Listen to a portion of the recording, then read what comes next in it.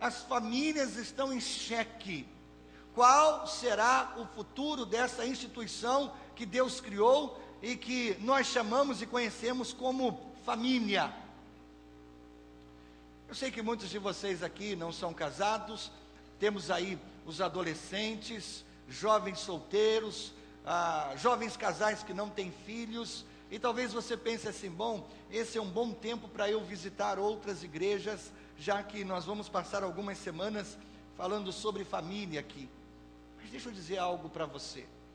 Todos nós, de uma certa maneira, estamos conectados numa família.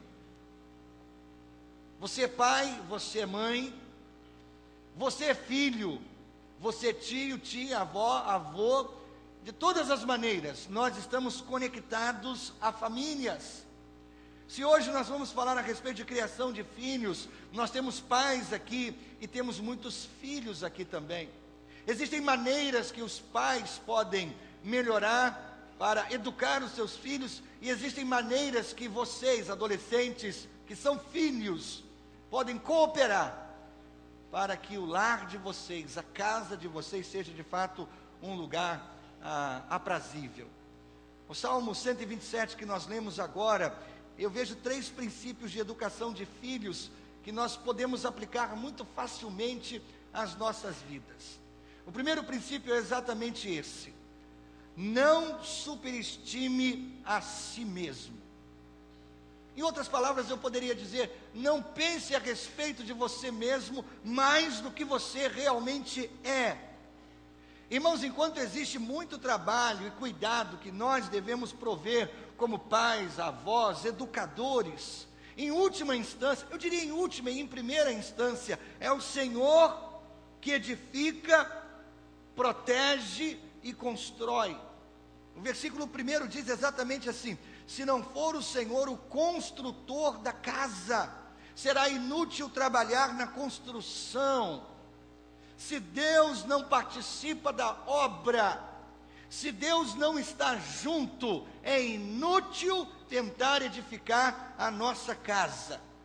Isso me lembra uma história no Velho Testamento, lá no capítulo 11 de Gênesis, quando os homens se uniram a fim de construir uma grande torre, e eles imaginavam: bom, nós vamos edificar essa torre de maneira que a gente possa chegar aos céus, e o nosso nome será reconhecido por toda a gente. Deus não gostou dessa ideia, e Deus então confundiu os idiomas daqueles homens, eles começaram a falar idiomas diferentes, e aquela torre de fato não foi edificada. Mas a questão principal é que o Senhor não estava naquela construção.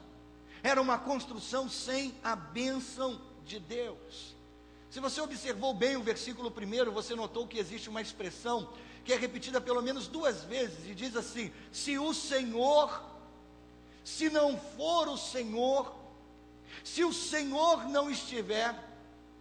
Há uma palavra que é repetida 2, 3 vezes nos 2 primeiros versículos, é a palavra inútil. Se o Senhor não abençoar, será inútil o nosso trabalho. Essa palavra pode ser traduzida como desprezível, vazio. Na verdade, naquela época as cidades eram muradas. Elas tinham grandes muralhas ao redor do perímetro urbano, onde as pessoas dormiam à noite. E as pessoas, durante o dia, atravessavam os portões das cidades, e elas iam até o campo cuidar da agricultura e cuidar dos seus rebanhos, mas no final do dia, elas retornavam para dentro da cidade. Os portões eram fechados e vigias eram colocados em torres altas para que os inimigos não invadissem as cidades. O texto está dizendo: tudo isso é muito bom. Evidentemente, se proteger, isso é muito bom. Mas o texto diz: se o Senhor não estiver junto, a muralha não adianta, os vigias não adiantam. Se o Senhor não estiver construindo com você a sua casa, o seu lar, a sua família, a Bíblia diz, é inútil. E sabe por que o Senhor bate pesado aqui, irmãos? É porque todos nós temos uma propensão natural, todos nós temos uma inclinação natural de pensar que nós podemos lidar sozinhos com os problemas das nossas casas.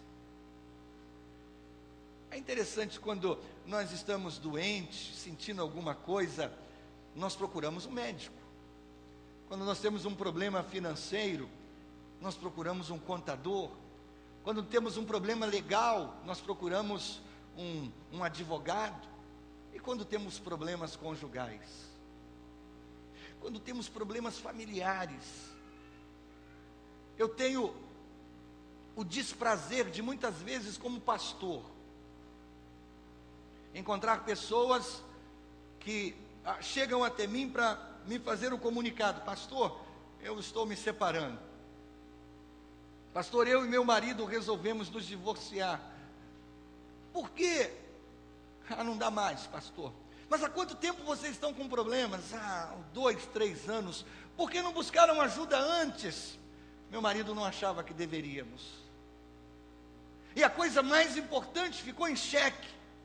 E agora a coisa mais importante está sendo derrubada. Você entende? Nós temos uma propensão de pensar que nós podemos sozinhos lidar com os problemas da nossa casa. Queridos, existem problemas que nós precisamos de conselheiros, precisamos de outras pessoas que nos façam ver de pontos de vista diferentes, de ângulos diferentes. E o Senhor está dizendo neste salmo: se eu não estiver presente, não vai funcionar. Se o lar não tiver a minha bênção, não vai funcionar. Nós temos a tendência de pensar que assuntos domésticos, roupa suja, se lava em casa. Irmãos, isso é um versículo da Bíblia do diabo. Porque por conta desse entendimento de que roupa suja se lava em casa, a gente não divide as nossas lutas com outras pessoas que poderiam nos ajudar. E muitas vezes nem com Deus nós dividimos as nossas lutas. Se o Senhor não edificar a casa, não adianta. E como isso funciona na criação dos nossos filhos? Nós pensamos, irmãos, por exemplo, que quando nossos filhos são um sucesso, eles se dão bem na vida, nós batemos no peito e dizemos assim: nossa, esse é o meu filho, vocês viram? É o meu garoto. Mas e quando as coisas não funcionam? Quando o filho realmente quebra a cabeça? Quando o filho não dá para boa coisa?